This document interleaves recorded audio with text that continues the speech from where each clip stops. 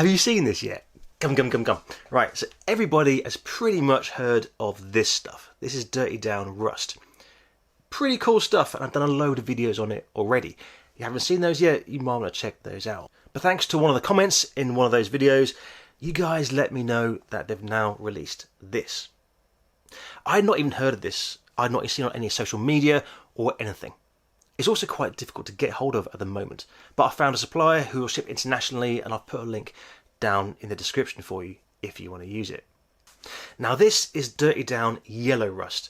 Now this is different from other rust, which is meant to look like old dry rust. This stuff is meant to be used to recreate that bright orangey yellow rust you get from water constantly flowing over a surface. But is a yellow rust as good and effective as a standard rust? And is there anything else you should be aware of when you're using this stuff? Well, let's find out. Now before we get started, just to be clear, as always, this video is not sponsored. It's purely about looking at what is out there and finding if this is the right bit of kit for you and your project. Now this stuff I bought myself, and the place I bought it from, I've put a link down in the description for you if you want it, and you'll also find it along with everything else I review on flyingravenstudios.com. Now I've been thinking about how we can test this properly, and then I had an idea.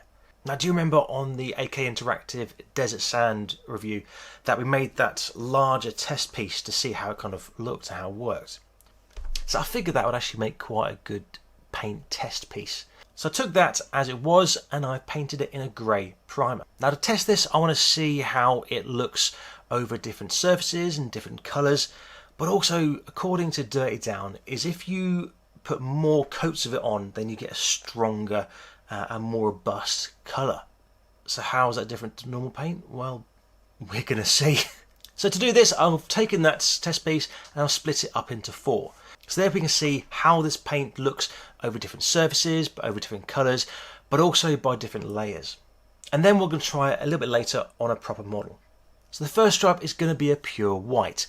I want to see what this Dirty Down Yellow Rust looks like without any other colour underneath it to kind of filter through at all. The second one is going to be like a concretey kind of grey. The third stripe is going to be a metallic gunmetal, and the fourth stripe is going to be that dark rusty brown that we would normally use under the normal Dirty Down Rust. Now with all of these Dirty Down water soluble products, having it well mixed and a nice warm temperature is really important to get the most out of that developing effect. So therefore I've kept this one in my pocket for a good half an hour to an hour beforehand, and also I've shaken it really well. Now in these is a little ball bearing, and you can know when it's mixed up well because you can hear it rattling around really easily. But also another trick is to look at how opaque it is in the bottle. So for example, looking at this standard bottle of Dirty Down Rust, if you hold it up against a light, you can see the light travelling through the paint.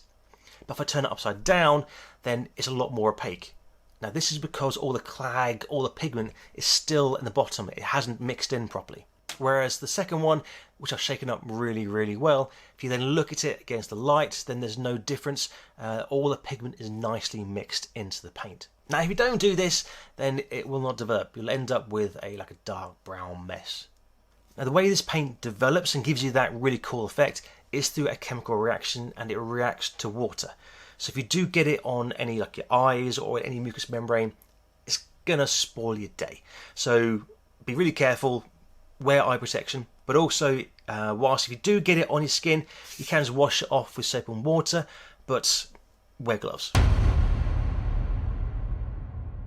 So this video I'm going to speed up to roughly 4 times speed so you can see how it develops. So first of all, I'm going to put a coat on over all 4 stripes using an old paintbrush.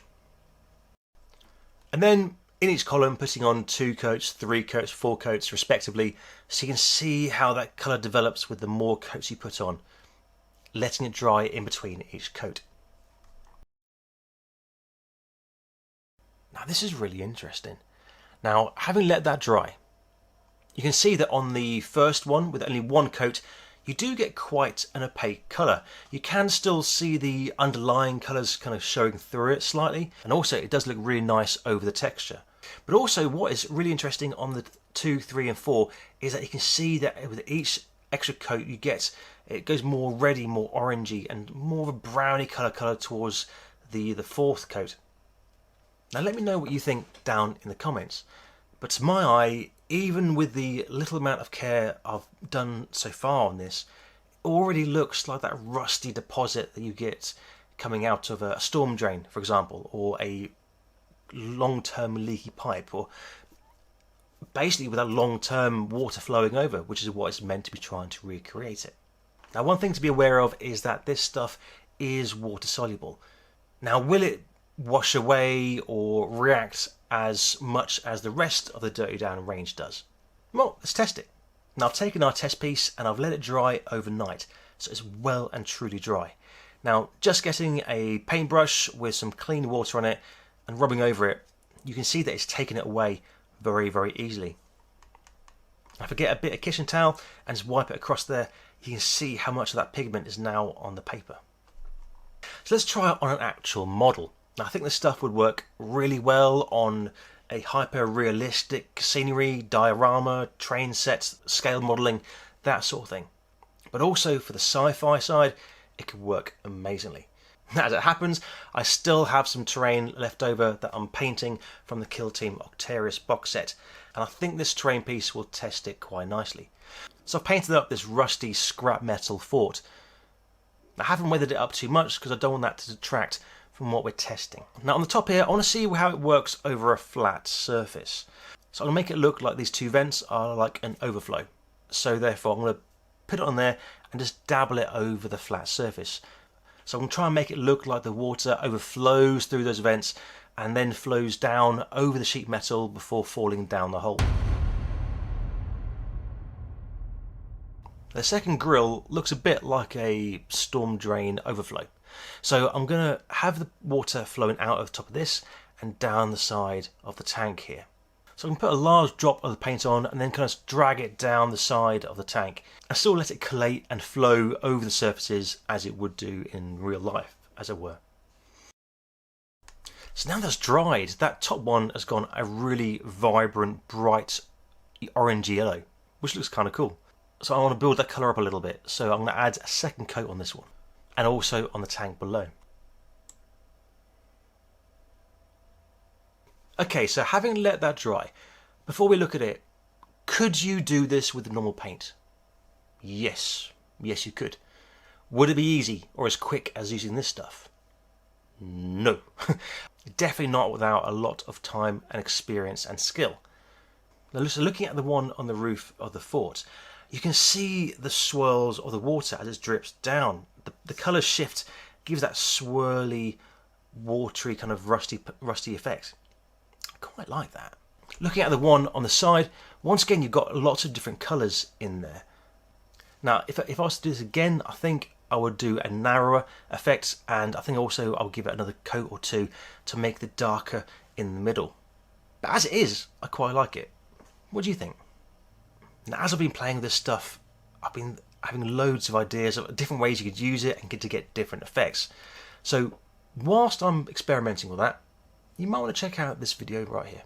So if you've enjoyed this or learned something new, then please hit that like button and also share it with somebody else you think might find it helpful. And I'll see you on the next project.